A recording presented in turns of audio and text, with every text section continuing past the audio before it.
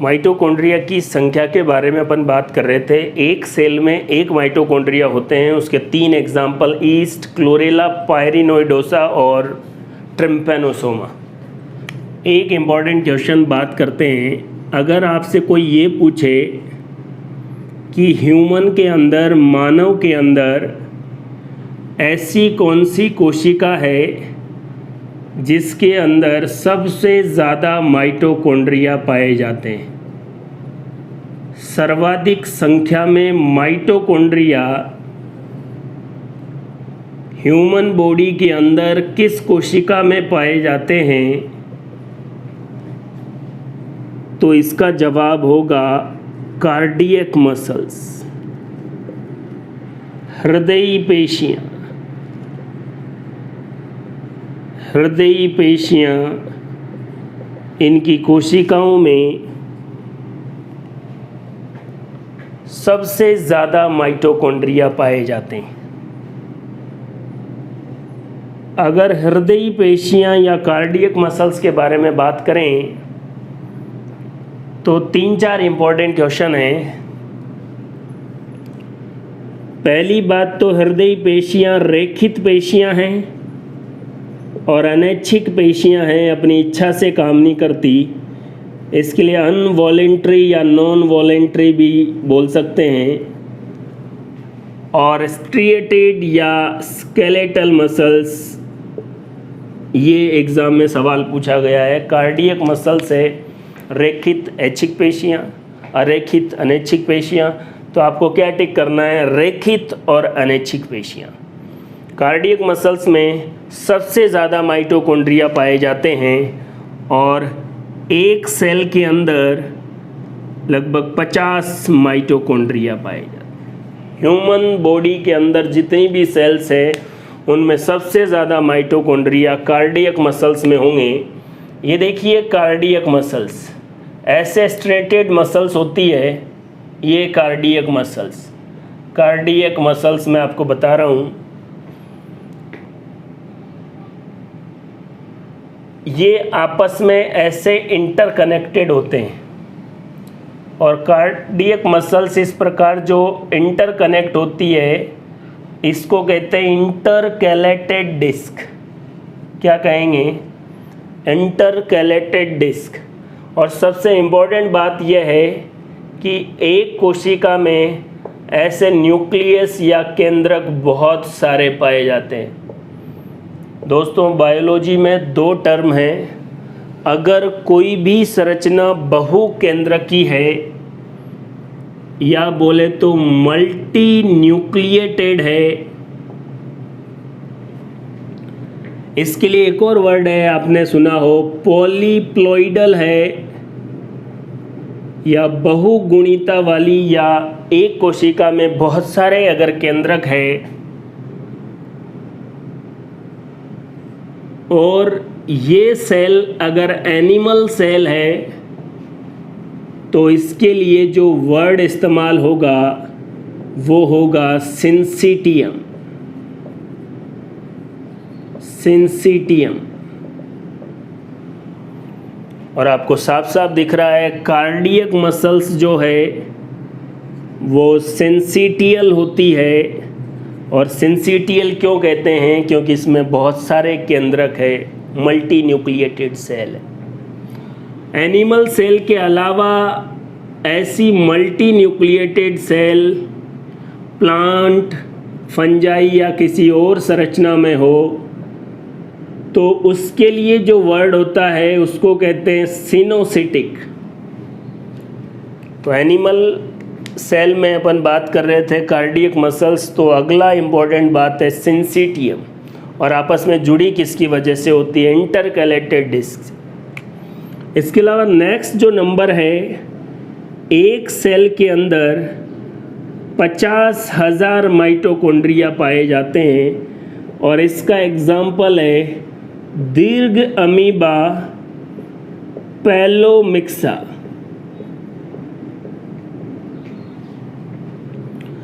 दीर्घ अमीबा की एक सेल में 50,000 माइटोकॉन्ड्रिया पाए जाते हैं। दोस्तों, जितने ज़्यादा माइटोकॉन्ड्रिया होंगे उतना ही वो कोशिका ऊर्जा का निर्माण अधिक कर सकती है और कार्य भी अधिक कर सकती है। हृदय हमेशा पंप करता रहता है, बहुत एनर्जी की ज़रूरत है, इसलिए मानव में सबसे ज़्यादा माइटोकॉन्ड्रिया किस में होंगे? कार्डियक मसल्स में। माइटोकॉन्ड्रिया के नंबर से संबंधित सबसे लास्ट बात ये है, एक कोशिका में 5 लाख माइटोकॉन्ड्रिया पाए जाते हैं, केवल एक कोशिका में। और अब तक जितनी भी कोशिका हैं उनमें सबसे ज़्यादा माइटोकॉन्ड्रिया इसी सेल में, और ये कोशिका कहाँ पाई जाती है? Flight muscles. और अब की बार फ्लाइट मसल्स किसकी है? बर्ड्स की। पक्षियों की उड़न पेशियों में सबसे ज़्यादा माइटोकॉन्ड्रिया, एक कोशिका में 5 लाख माइटोकॉन्ड्रिया पाए जाते हैं। आपको पता है साइबेरियन सारस साइबेरिया से घना पक्षी विहार भरतपुर में आते हैं। अब इतनी दूर उड़ते हैं, रास्ते में समंदर है, तो ऐसा नहीं है वो थक जाते हैं, नहीं तो रास्ते में मर जाएंगे। फ्लाइट मसल्स के अंदर माइटोकॉन्ड्रिया ही बहुत होते हैं। किसी भी पक्षी को आपने उड़ते उड़ते थकते हुए नहीं देखा होगा कि यार थक गए चलो रुक जाते हैं, क्योंकि उनकी मसल्स के अंदर एनर्जी ही बहुत ज़्यादा होती है। एक मसल सेल के अंदर 5 लाख माइटोकॉन्ड्रिया होते हैं। तो दोस्तों, माइटोकॉन्ड्रिया की संख्या के बारे में अपन ने बात कर ली है। कैसा भी कॉम्पिटिटिव एग्ज़ाम हो, संख्या से संबंधित अगर सवाल आएंगे, वैसे भी अगर आप खुद चीज़ों को अच्छी तरीके से देखेंगे तो आपको पता लगेगा कि बहुत सारी चीज़ों को कंपाइल करके आपको एक जगह बताया जा रहा है, ताकि MCQs टाइप के क्वेश्चन कभी भी गलत नहीं हो। और वैसे भी एग्ज़ाम में ऐसे सवाल तो आते नहीं है कि जैसे सपोज दैट मैं माइटोकॉन्ड्रिया पढ़ा रहा हूँ तो मसल्स के बारे में जानकारी क्यों दे दी है। पर्टिकुलर तो आते नहीं है कि भाई जैसे संस्कृत वालों में बोला जाता है कि अपनी पाठ्य पुस्तक के कोई 2 श्लोक बताइए, तो ऐसे सवाल तो साइंस में आते नहीं हैं। कहीं से भी कुछ भी पूछो। और आजकल के अगर क्वेश्चन अगर आप देख पा रहे हैं तो आप देखेंगे कि ऑप्शन अलग तरीके से, एक क्वेश्चन और 4 चैप्टर से रिलेट करके ऑप्शन बताइए कौन सा सही है। तो इस तरीके के कंपटीशन एग्ज़ाम की अगर आपको तैयारी करनी है तो मेरे हिसाब से इस तरीके को आप अप्लाई करें। थोड़े दिन आपको थोड़ा अजीब लगेगा कि सारी चीज़ें एक साथ आ रही है, लेकिन धीरे धीरे जब आप पढ़ने लगेंगे तो आपको मज़ा भी आने लगेगा। दोस्तों, अपन ने बात कर ली थी माइटोकॉन्ड्रिया के नंबर के बारे में। अब बात करेंगे माइटोकॉन्ड्रिया की संरचना या स्ट्रक्चर के बारे में। तो अपन बात कर चुके थे माइटोकॉन्ड्रिया के नंबर के बारे में, संख्या के बारे में। अब अपन बात करेंगे स्ट्रक्चर ऑफ माइटोकॉन्ड्रिया, माइटोकॉन्ड्रिया की संरचना के बारे में। दोस्तों, ध्यान से देखना है, माइटोकॉन्ड्रिया की स्ट्रक्चर से संबंधित जो क्वेश्चन आते हैं वो आपको पूरे यहाँ से आपको मिल जाएंगे अभी। और कॉन्सेप्चुअल, ऐसा नहीं है कि आपको एक डायग्राम बना दिया वो रट्टा मारना है, एक एक चीज़ आपको ध्यान में रखनी है। आइए शुरू करते हैं। पहली बात, माइटोकॉन्ड्रिया जो आपको दिख रहा है डिस्क शेप होता है। एनिमल सेल का सबसे बड़ा सेल ऑर्गेनेली है। जंतु कोशिका का सबसे बड़ा कोशिकांग माइटोकॉन्ड्रिया है। अगर प्लांट सेल होती तो क्लोरोप्लास्ट। शेप मैंने आपको बता ही दिया, डिस्क शेप होता है। अब ये जो बाहर आपको दिख रही है ये माइटोकॉन्ड्रिया की आउटर मेम्ब्रेन है, बाहरी झिल्ली। दूसरा, ये आंतरिक झिल्ली है, अंदर वाली झिल्ली। एक और बात, माइटोकॉन्ड्रिया दोहरी झिल्ली युक्त कोशिकांग है, डबल मेम्ब्रेन है। देखो, एक कोशिका में बात करें तो केंद्रक और माइटोकॉन्ड्रिया 2 ऐसे कोशिकांग हैं जिनमें दोहरी झिल्ली पाई जाती है। अगर प्लांट सेल होगी तो एक और ऐड हो जाएगा, क्लोरोप्लास्ट या हरित लवक। यहाँ पर अपन बात कर रहे हैं इनर मेम्ब्रेन में फिंगर लाइक स्ट्रक्चर हो जाती है, अंदर की तरफ फोल्डिंग हो जाती है। इनको क्या कहते हैं? क्रिस्टी। और ये क्रिस्टी क्या है, अगर डेफिनेशन अपन बात करें तो माइटोकॉन्ड्रिया की आंतरिक झिल्ली में उंगली नुमा उभार बन जाते हैं, उनको क्रिस्टी कहते हैं, और ये माइटोकॉन्ड्रिया की इंटरनल सरफेस को बढ़ाते हैं। आउटर मेम्ब्रेन हो गई, इनर मेम्ब्रेन हो गई। क्वेश्चन कैसे आते हैं वो बात करते हैं। ये देखिए, माइटोकॉन्ड्रिया की आउटर मेम्ब्रेन में लिपिड ज़्यादा होते हैं और प्रोटीन कम होते हैं। सेल मेम्ब्रेन में कितने लिपिड, कितने प्रोटीन, कितना परसेंटेज होता है, ये मैं आपको सेल मेम्ब्रेन में बता चुका हूँ। लेकिन कंपैरेटिव स्टडी की बात की जाए तो लिपिड ज़्यादा और प्रोटीन कम। किस में? Outer membrane. इनर मेम्ब्रेन में प्रोटीन ज़्यादा और लिपिड कम। जब बच्चा इन चीज़ों को पढ़ता है, किस में प्रोटीन ज़्यादा, वो ज़्यादा, आज पढ़ता है कल भूल जाता है। इसको याद करने का बढ़िया तरीका है कि आप आउटर और इनर दोनों याद नहीं रख के एक ही याद करो, दूसरा उसका वाइस वर्सा अपोजिट हो जाएगा। IPL सबको पता है। इनर मेम्ब्रेन में प्रोटीन ज़्यादा और लिपिड कम। IPL, Indian premier league. जब इनर मेम्ब्रेन का आपको आइडिया हो जाएगा तो आउटर मेम्ब्रेन का अपने आप आइडिया हो जाएगा।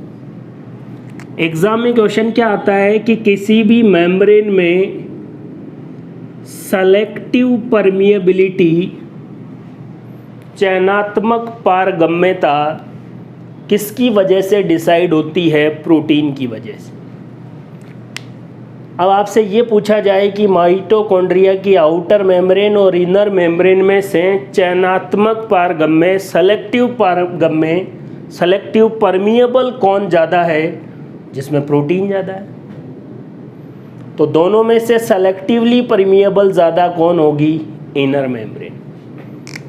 अगर केवल पारगम्यता बोला जाए, केवल परमिएबिलिटी बोली जाए, तब परमिएबिलिटी किसकी वजह से होती है? लिपिड की वजह से। और लिपिड किस में ज़्यादा है? Outer membrane. क्वेश्चन क्लियर है जी? दोनों झिल्लियों में से पारगम्यता किसकी ज़्यादा है? ओनली परमिएबिलिटी किसकी ज़्यादा है? तो आउटर मेम्ब्रेन की। और सेलेक्टिव परमिएबिलिटी किसकी ज़्यादा है?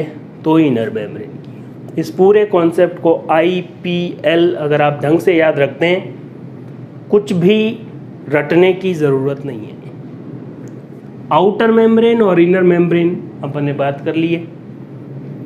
यहाँ देखिए, अगला क्वेश्चन जो एग्ज़ाम में पूछा जाता है उसके बारे में अपन बात कर रहे हैं।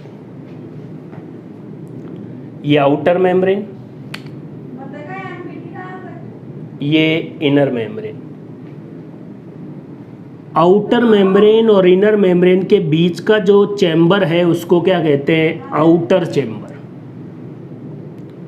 या इसी को क्या कहेंगे? पेरीमाइटोकॉन्ड्रियल स्पेस। और ये पूरा जो अंदर का दिख रहा है ये है इनर चैम्बर। मैं आपको फिर बता रहा हूँ, ये बीच की जगह पेरीमाइटोकॉन्ड्रियल स्पेस है। इससे क्या क्वेश्चन आएंगे? अगर माइटोकॉन्ड्रिया एक्टिव है तो पेरीमाइटोकॉन्ड्रियल स्पेस चौड़ा होगा, और इनएक्टिव कंडीशन में है, निष्क्रिय अवस्था में है, जिसका दूसरा नाम ऑर्थोडॉक्स स्टेज भी है, तो ये पेरीमाइटोकॉन्ड्रियल स्पेस क्या होगा? सकरा होगा। तो एग्ज़ाम का क्वेश्चन कैसे आएगा आपको क्लियर पता लग रहा है? इसमें भी अपन बाद में कंफ्यूज हो जाते हैं। देखो, वहाँ का कंफ्यूज़न ख़त्म कौन करेगा? IPL। यहाँ आप माइटोकॉन्ड्रिया के इनर चैम्बर को ऐसे अपनी मुट्ठी समझ लो, ये देखो। और आप जब भी ये देखो, माइटोकॉन्ड्रिया एक्टिव है, एक्टिव इनएक्टिव, एक्टिव इनएक्टिव, मतलब जब एक्टिव होगा ये एक्टिव, तो इनर वाला चैम्बर सकरा हो जाएगा, तो आउटर चैम्बर अपने आप क्या हो जाएगा? चौड़ा हो जाएगा। यहाँ भी देख लें, सपोज करें ये पूरा इनर चैम्बर, माइटोकॉन्ड्रिया एक्टिव, तो ऐसे, तो ये वाला अपने आप क्या हो जाएगा, चौड़ा हो जाएगा। जब एक्टिव कंडीशन में चौड़ा है तो इनएक्टिव ऑर्थोडॉक्स कंडीशन में अपने आप सकरा हो जाएगा। दो कंडीशन एग्जाम में सवाल पूछे भी गए हैं, आप वो सारे पेपर सॉल्व करेंगे उसमें आपको मिलेगा भी सही। लेकिन अगर एक बार अपन ने पढ़ लिया, अब अपन बिल्कुल सिंपल है। देखो इनर मेम्ब्रेन IPL, उससे फिर दिमाग लगा लेंगे। और इसके बाद आउटर चेम्बर, ये अपन बात कर रहे हैं इनर चेम्बर, ये mitochondria active, inactive, active, inactive. आइए अगली बात करते हैं। माइटोकॉन्ड्रिया के अंदर जो DNA होता है वो सर्कुलर डबल स्ट्रैंडेड DNA होता है, वो अपन अभी बात करते हैं। उससे पहले एक और बात बताता हूँ। इंटरनल मेम्ब्रेन में जो फिंगर लाइक स्ट्रक्चर है, जो उंगली नुमा उभार है, उसको क्या कहते हैं, क्रिस्टी। क्या काम करता है क्रिस्टी? माइटोकॉन्ड्रिया की इंटरनल सरफेस को बढ़ाता है। माइटोकॉन्ड्रिया की इंटरनल सरफेस को बढ़ाने के बाद इस पर भी कुछ कण पाए जाते हैं और उन कणों को क्या कहते हैं, ऑक्सीसोम कहते हैं। कणों को क्या कहते हैं, ऑक्सीसोम। पहली बात। इन्हीं कणों का दूसरा नाम है F1 F0 कण। इन्हीं कणों को फर्नांडेज मोरेन कण भी कहते हैं। ये आगे वाला पार्ट F1 और ये वाला पार्ट F0। ये जो ऑक्सीसोम है इनका डायमीटर 85 एंगस्ट्रॉम होता है। करते क्या है, ऑक्सीडेटिव फॉस्फोराइलेशन। ऑक्सीडेटिव फॉस्फोराइलेशन का मतलब है ATP फॉर्मेशन। और ATP फॉर्मेशन के लिए इनके F1 वाले पार्ट में एक एंजाइम पाया जाता है, ATP सिंथेटेज एंजाइम। और याद रखें, मैंने आपको पहले भी बताया था, जो चैनल या यूं कह सकते हैं एनर्जी खर्च होके होगा तो उसको क्या कहेंगे, प्रोटॉन पोटेशियम पंप जो है और प्रोटॉन चैनल जो है वो भी किस में पाए जाएंगे, ऑक्सीसोम में। क्रिस्टी के ऊपर कुछ पार्टिकल्स होते हैं जिनको ऑक्सीसोम कहते हैं। इनका डायमीटर 85 एंगस्ट्रॉम होता है। ऑक्सीडेटिव फॉस्फोराइलेशन करते हैं, इनमें प्रोटॉन चैनल और प्रोटॉन पंप दोनों पाए जाते हैं। इसी ऑक्सीसोम के अंदर ATP सिंथेटेज एंजाइम पाया जाता है। ये देखिए, जो ATP फॉर्मेशन का काम करता है। और याद रखें, माइटोकॉन्ड्रिया को पावर हाउस इसीलिए कहते हैं क्योंकि इसमें ATP सिंथेटेज एंजाइम पाया जाता है जो ATP फॉर्मेशन करता है और ऊर्जा का निर्माण करता है, इसलिए माइटोकॉन्ड्रिया पावर हाउस। माइटोकॉन्ड्रिया की मैट्रिक्स के अंदर क्या क्या है, मैंने आपको इससे पहले वाला जब प्रोटोप्लाज्म के बारे में बताया तब बोला था कि सेल के अंदर जितने भी फ्लूइड है वो सारे कोलोइडल नेचर के हैं, तो ये मैट्रिक्स भी कोलोइड नेचर का है। क्रेस्ट साइकिल के लिए जितने भी एंजाइम पाए जाते हैं वो सारे के सारे माइटोकॉन्ड्रिया की मैट्रिक्स में होते हैं, सिवाय किसके, एक एंजाइम है और ये बहुत ही इंपॉर्टेंट क्वेश्चन है, क्रेब्स चक्र का कौन सा एंजाइम माइटोकॉन्ड्रिया की मैट्रिक्स में नहीं मिलकर माइटोकॉन्ड्रिया की इनर मेम्ब्रेन पर मिलता है, सक्सिनिक डिहाइड्रोजिनेज एंजाइम। मैट्रिक्स में बहुत सारे एलिमेंट तत्व पाए जाते हैं, लेकिन सबसे ज़्यादा कौन सा पाया जाता है, Mn। और माइटोकॉन्ड्रिया की मैट्रिक्स में 3 vitamin, vitamin B2, vitamin B3 और विटामिन B5। मैट्रिक्स के अंदर ही राइबोसोम पाए जाते हैं, कौन से प्रकार के, 70S प्रकार के राइबोसोम। 70S प्रकार के राइबोसोम का मतलब है, क्योंकि ऐसे राइबोसोम प्रोकैरियोट सेल में पाए जाते थे। याद करो, मैंने कहा था कि एक एरोबिक वायवीय श्वसन करने वाला जीवाणु जब दूसरी प्रोकैरियोट सेल के अंदर चला गया तब जाके किसका निर्माण हुआ है, माइटोकॉन्ड्रिया का। और उस बात को प्रूव भी करता है क्योंकि माइटोकॉन्ड्रिया में कौन सा राइबोसोम है, प्रोकैरियोट या बैक्टीरिया वाला। सर्कुलर डबल स्ट्रैंडेड डीएनए होता है माइटोकॉन्ड्रिया में, केंद्रक में तो डीएनए होता ही होता है। उसके अलावा दो ऐसे सेल ऑर्गेनेली है जिनमें सेल्फ डीएनए पाया जाता है।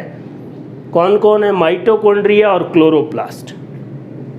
सबसे खास बात, डीएनए के अंदर 4 नाइट्रोजन बेस होते हैं ATGC।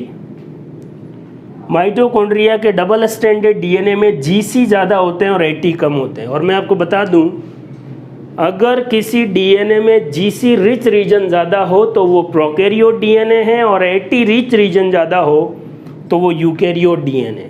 इसका मतलब एक और प्रूव कि माइटोकॉन्ड्रिया का डीएनए किसके डीएनए के सिमिलर है? प्रोकैरियोटिक डीएनए के। क्योंकि प्रोकैरियोटिक डीएनए में कौन से रिच रीजन होते हैं? GC rich region. Circular DNA हो गया। एक एक बात माइटोकॉन्ड्रिया से रिलेटेड और उसके स्ट्रक्चर से, साथ में कॉम्पिटिटिव एग्जाम में जो क्वेश्चन आते हैं वो सारे आपके सामने